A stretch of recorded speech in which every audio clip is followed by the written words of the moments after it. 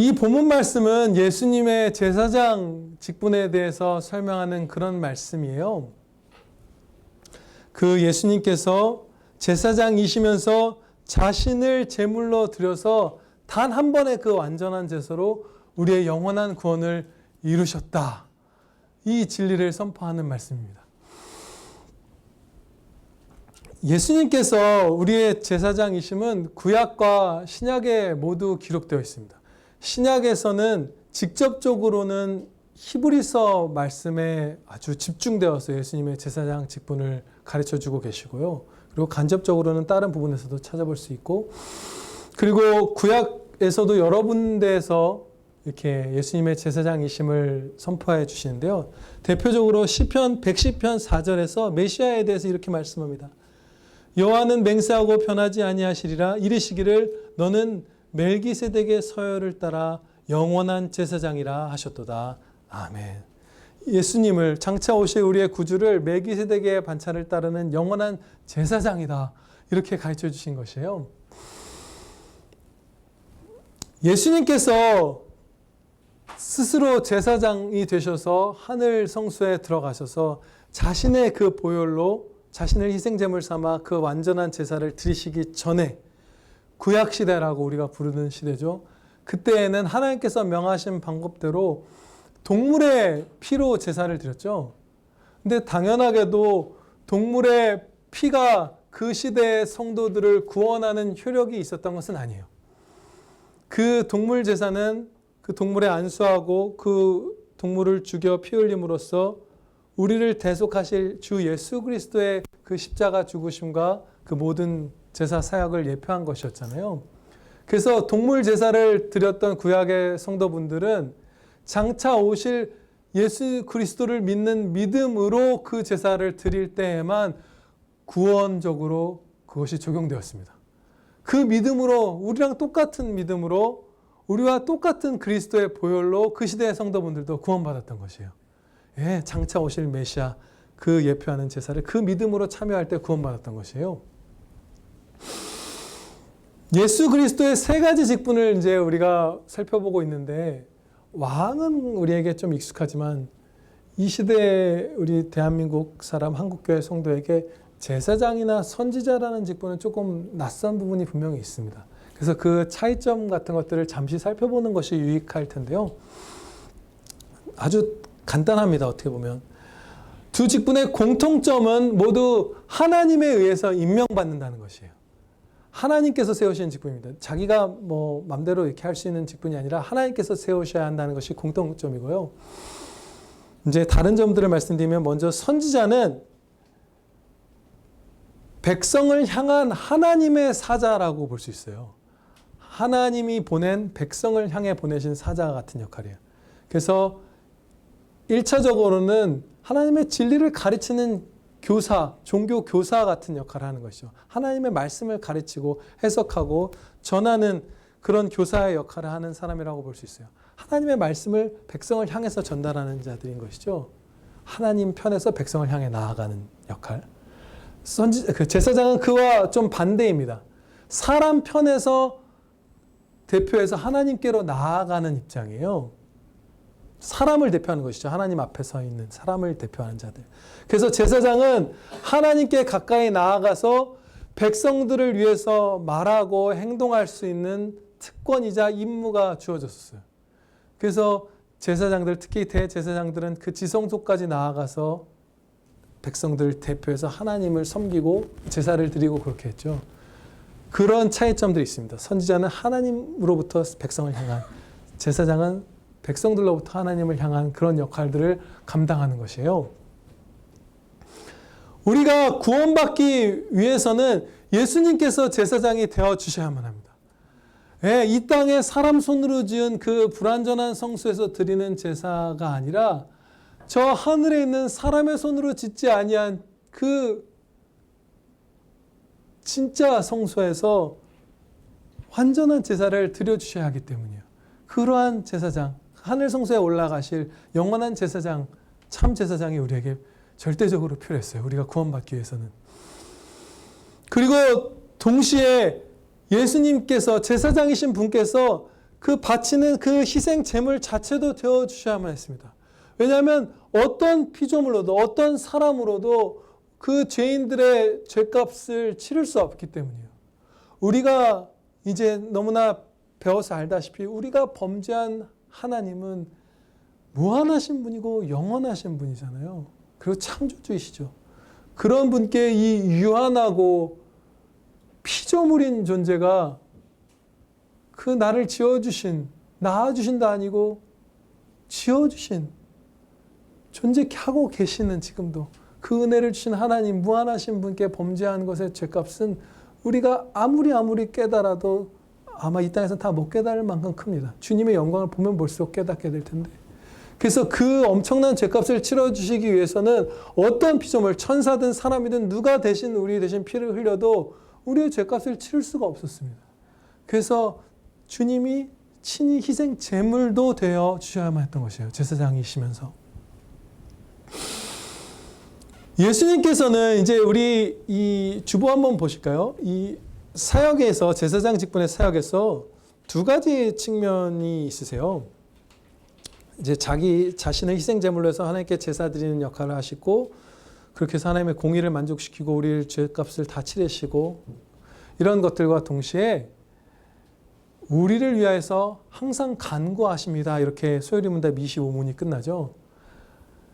우리를 위한 중보 기도의 사역을 제사장으로서 예수님께서 계속 행하여 주고 계시는 것이에요. 지금도 두 가지 측면이 있는 것이죠. 죄를 사하시고 의를 전가해 주시고, 그래서 하나님과 화목해 된 의로운 자녀가 되게 해서 하나님과 화목해 하시고, 이런 부분이 있고, 우리를 위한 중보의 사역을 계속 행하시는 것이에요.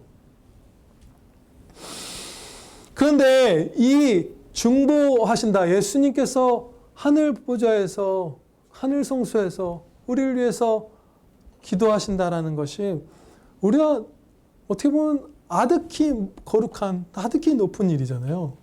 그럼에도 불구하고 우리가 매일의 일상에서 사실은 이것을 체험하고 있습니다. 체험할 수 있어요, 쉽게. 첫째로 우리의 기도는 불완전하죠. 여러분 기도 드릴 때 진짜 온갖 생각이 다 들죠. 막 어떨 때는 막 잡생각이 들기도 하고, 그 열의가 식기도 하고, 예, 졸거나 잠들기도 하고, 무슨 나쁜 마음이 들기도 하고, 뭐 온갖 부족함이 있습니다. 말씀에서 벗어날 때도 있고, 다시 돌아왔다 왔다 하고. 근데 우리가 기도 드릴 때 응답 받죠. 얼마나 이렇게 갑작스럽게 막 급하게 응답해 주시는지 몰라요. 정말 그 선물을 주시고 싶어 하시죠. 그 응답해 주시고 싶어 하셔서 막 베풀어 주시잖아요. 아까 아침 예배 끝나고도 우리 김재봉 지사님이 어떠한 순종한 얘기를 해주셨는데, 바로 그게 얼마나 복된지 맛보게 해주시려고 어떤 막 분내고 이런 사람에게 선하게 했을 때 그 사람이 막 집사님을 축복하는 일을 도대체 왜 이러지 하는 걸 겪게 하셨거든요. 예, 저도 똑같은 경험이 있어요. 뭐 기도하고 순종하고 할 때 봐라 얼마나 좋으냐 하면서 그걸 맛보게 해주려고 막 빨리 그것을 응답해 주시고 막 도와주시고 그러거든요. 그런데 우리의 기도는 불완전한데 응답은 강력하잖아요. 이것 사이에는 부조화가 사실 있습니다. 그 두 가지만 보면 그 가운데 예수님의 중보가 있는 거예요. 예수 그리스도께서 우리의 불완전한 기도를 하나님 앞에 상달된 향기로운 그 연기가 되도록 중보하시는 거예요. 그래서 왜 아멘이에요. 기쁜 소식이에요. 여러분의 기도, 제가 지난주에도 기도드리다가 이 말씀 선포 준비하다가 기도하다가 졸아서 막 시간 한참 가고 이런 적도 있거든요. 그래도 오늘 은혜 주셨어요. 그렇죠? 그래서 오늘 은혜 받고 위로받고 가신 성도분들이 있어요. 그런 것처럼 우리의 기도는 불완전하지만 응답받는다는 사실에서 그 사이에 예수 그리스도의 중보가 임재해 있다는 것을 우리가 체험할 수 있습니다. 그리고 또 한 가지 우리가 체험할 수 있는 바는, 우리가 죄악을 살아가면서 점점 치달을 때가 있죠. 그런데 우리가 밑으로 그 물속으로 빠져드는데 그 깊은 가운데로 막 빠져가죠. 그 흑암의 혼돈의 바다로. 그런데 우리 한 사람도 빠짐없이 성도인 분들은 우리 이제 30년 봐서 알잖아요. 저 집사님 한 2008년도 9년도쯤에 진짜 침체됐었지. 근데 그래도 다 무슨 바닥 있는 수영장에 빠졌던 사람이냐 다 치고 올라오잖아요. 근데 우리가 영적으로 침체됐을 땐 우리는 기도하지 않습니다. 사실 그렇죠? 기도드려도 바르게 기도드리지 않아야 돼요. 우리는 우리를 포기해버렸어요. 우리는 죄를 너무 사랑했고. 그런데 끝까지 빠져들어서 멸망으로 미끄러져 가는 게 아니라 수영장 바닥 트듯이 물 위로 다시 올라올 수 있게 되는 것을 우리가 경험하잖아요. 그게 예수님의 중보 때문이에요. 그걸 가르쳐 주십니다. 그러나 내가 너를 위하여 너의 믿음이 떨어지지 않기를 기도하였노라. 그래서 우리가 믿음이 안 떨어지는 거예요. 죄악 사랑하다가 다 돌아와요, 여러분. 근데 빨리 돌아옵시다, 우리. 빨리 싸우고. 예. 우리가 어떨 때는 큰 죄를 범하기도 하고 어떤 시기에는 너무 오래도록 한 죄악에 빠져 있기도 해요. 그렇죠? 그러면 그럴 때조차 우리가 그렇게 밑바닥에 있을 때조차 예수님의 중보를 기대할 수 있는 이유는 무엇일까요? 분명히 기대할 수 있거든요. 확신할 수 있거든요. 그리고 우리가 정직하게 우리 자신을 보기 시작하면 내가 무가치하다는 것을 점차 깨닫게 되죠. 아, 진짜 내가 주님 앞에서 가치 있는 자인 줄 알았는데 내 쪽에서 가치를 막 생성해내서 내가 너무 가치 있어서 주님이 뭔가 해주셔야 하고 이런 걸로 착각하게 되는데 그게 전혀 아닌 걸 깨닫게 되죠. 주님이 그 은혜의 공급을 탁 놓으면 우리는 그 순간에 만약에 행동할 수 있는 은혜를 떨구시면 우리가 멈춰버리고 존재의 은혜를 놓으시면 우리가 존재가 소멸되어 버리잖아요. 그리고 주님께서 함께 하시지 않으면 여러분 불순종하면서 성령님을 소멸할 때 우리 사랑 같은 거 진짜 못하죠.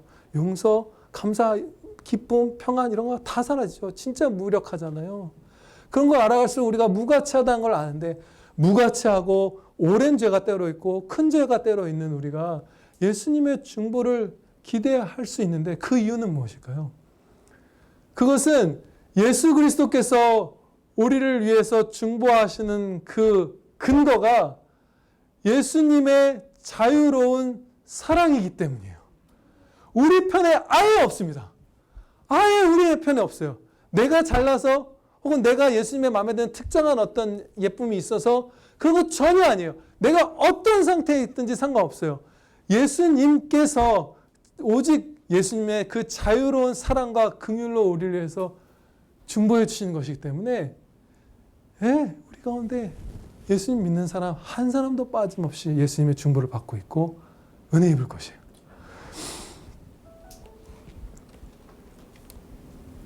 예수님께서는 우리의 죄책을 제거하시는 제사장이실 뿐만 아니라 죄에 있어서 그 죄의 오염으로부터 깨끗게 되고 이제 예수님의 성품까지 갖게 해주시는 그 사역을 이루어주시는 분이시죠. 예수님의 제사장 사역은 너희를 깨끗게 해주마 하는 그 사역이심을 성경에서 선포해 주셨어요. 죄책만 제거하시는 분이 아니세요. 우리에게 지금 남아있는 이 죄악들을 다 예수님께서 깨끗하게 해주실 것이에요. 그러면 주님이 반드시 응답받는 성자 하나님께서 우리를 위해서 기도드려 주고 계시고 우리의 제사장은 완전하고 영원하시고 바치신 제물은 하나님이신 주 예수 그리스도 자신의 피로 바치셨고 우리를 깨끗하게 하시기를 원하시고 우리와 똑같은 육신과 그 영혼을 가지시고 우리의 모든 고통과 시험당함과 연약함을 다 직접 경험하신 체혈하신 분께서 우리를 도우시기 때문에 지금 여러분들이 어떤 고통, 어떤 연약함, 어떤 죄악과 맞서 싸우고 있다 할지라도 예수님 안에서 다 이기실 것입니다. 기도드리시겠습니다. 아버지 하나님, 우리 구주 예수 그리스도를 저희에게 완전하고 영원한 제사장으로 보내어주시고 주님께서 자기 자신을 희생제물로 바치사 단 한 번의 그 제사로 영원하고 완전한 구원을 저희에게 이루어 주심을 감사 찬양 드리옵나이다. 아버지 하나님, 예수님께서 저희를 위해서 중보하시는 것 저희가 매일의 일상에서 목격하고 있사옵나이다.